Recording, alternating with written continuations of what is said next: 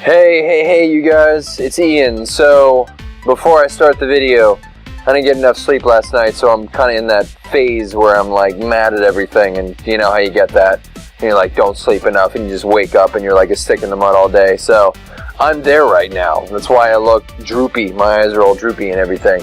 So, today's video, I just want to talk to you about squats, and more specifically, how you can do squats without knowing a single thing about squatting. So you go to the gym, you know squats are good, right? But you have no idea how to set yourself up into a squat, and you want to do so without having to think too much about the actual movement, you know, where your feet are supposed to go, where your butt's supposed to go. There's so many different moving pieces and parts. So this video, I'm going to tell you guys how you can literally just walk into the gym, set up on an exercise, and you're doing squats without even having to think too hard about it.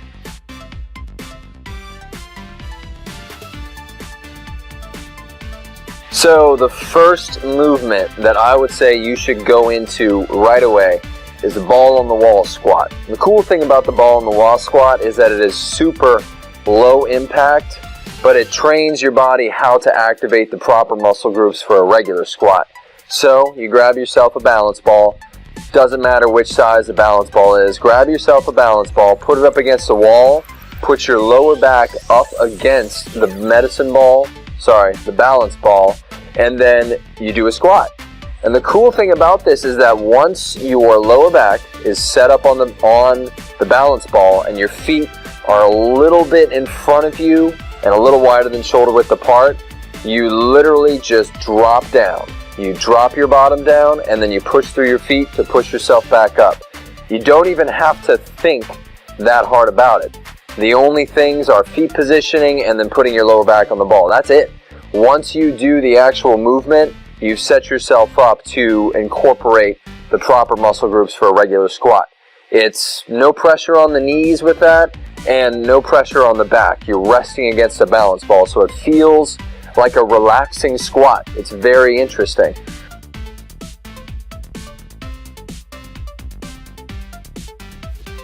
So once you've finished the ball on the wall squat, and the cool thing about this, just a little tidbit too, with the ball on the wall squat, you can scale it.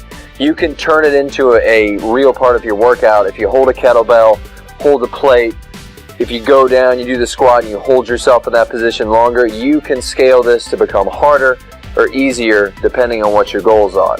Once you've done the ball on the wall squat, your next thing would be the kettlebell squat.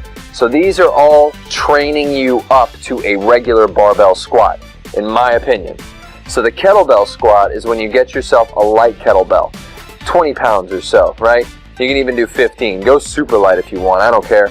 Put the kettlebell right between your legs, okay? So it's on the floor, in between your feet. When you go down to pick it up, that kettlebell is gonna force you to maintain a neutral spine and push through your legs to hold the kettlebell in position. Because if you don't, that kettlebell is going to pull you forward, right?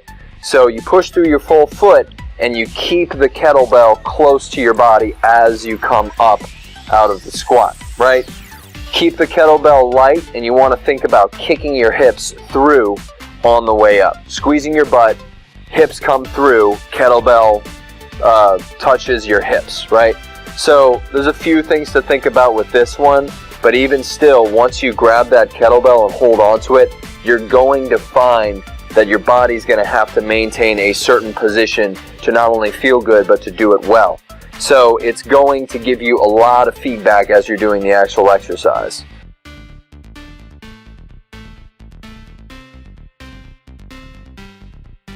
And a little side note too, guys, these are what I use. This is what I do. So this is not specifically something a powerlifter would do when they go into the gym.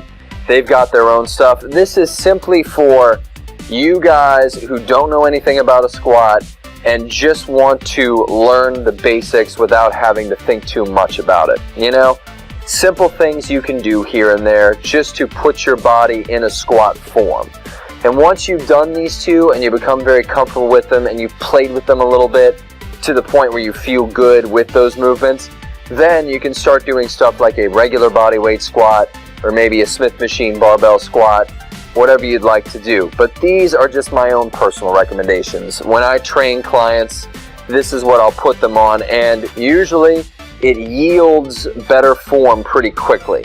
They don't have to think too hard about it, and automatically they're doing a proper squat. It's pretty insane. So you'll find this happens with you with a little bit of practice and lightweight, easy reps. Take your time at it. So that's it, you guys. Go ahead and follow the Facebook page, like our Facebook page. See, I'm all tired. I'm messing up all my words. And go follow our YouTube. Subscribe to our YouTube channel. Subscribe to the YouTube channel, right? Go give our Instagram a like. Go follow that.